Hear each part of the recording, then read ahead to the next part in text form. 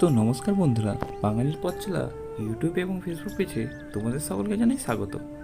আমাদের ইউটিউব এবং ফেসবুক পেজের পথ চলা জার্নি এই ভিডিওর মাধ্যমেই শুরু হলো। আজকে তোমাদের সাথে শেয়ার করব একটি নতুন জায়গা, যেখানে তোমরা খুব কম খরচে ও অতি অল্প সময়ের মধ্যে পৌঁছে যেতে পারবে।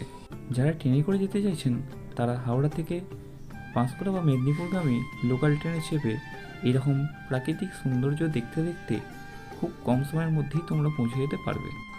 ভিডিওতে তোমরা যে বীজটা দেখতে পাচ্ছ সেই বীজটার নাম যদি তোমরা কেউ জেনে থাকো তাহলে কমেন্ট করতে ভুলো না। কিন্তু ট্রেন থেকে তোমাদের নামতে হবে পাঁশকুড়া জংশন স্টেশনে। বলে রাখি, পাঁশকুড়া জংশন হলো পূর্ব মেদিনীপুরে অবস্থিত একটি বিখ্যাত স্টেশন।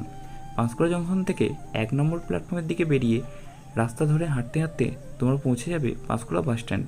পাঁশকুড়া বাস স্ট্যান্ড থেকে পাঁশকুড়া টু ঘাটালগামী যে কোনো বাসে করে তোমাদেরকে পৌঁছে যেতে হবে কালীবাজার বাস স্ট্যান্ডে।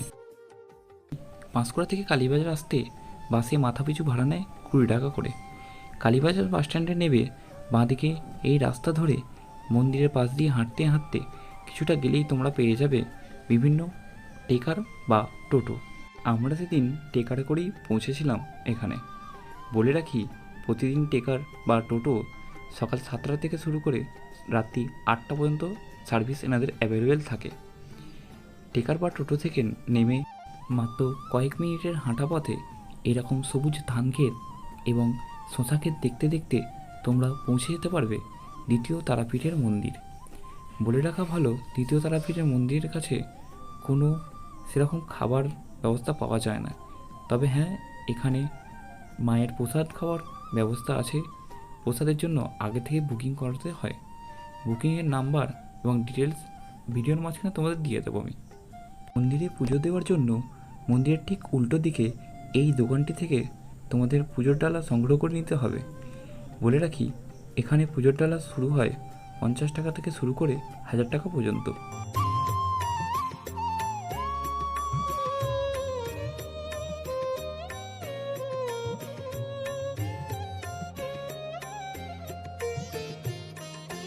ও মা তারা তোকে ছাড়া মন বসে না, আমার মন বসে না।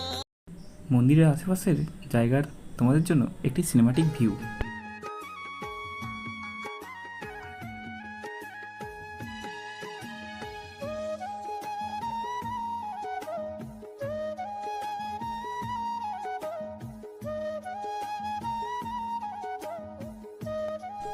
মন্দিরের পাশের রাস্তাটি দিয়ে একটুখানি হেঁটে গেলেই তোমরা দেখতে পাবে সাধক বামাখ্যাপার মন্দির।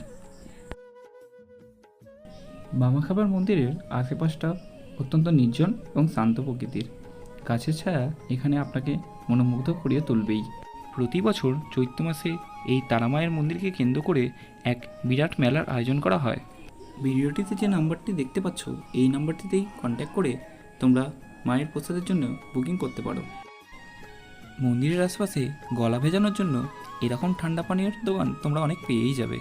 এখানে বোটিংয়ের ব্যবস্থা আছে, তবে আমরা যেদিন গেছিলাম সেদিনকে কোনো কারণে বোটিং বন্ধ ছিল।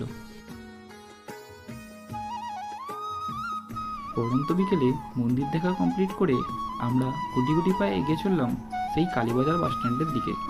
এখান থেকে আমরা হাওড়া গ্রামে বাসে করে পৌঁছে গেলাম আমাদের গন্তব্যে। ভিডিওটি কেমন লাগলো কমেন্ট করতে ভুলবেন না, কিন্তু যদি কোনো ভুল ত্রুটি হয়ে থাকে ক্ষমা করবেন এবং আরও এরকম ভিডিও দেখার জন্য আমাদের পাশে থাকবেন।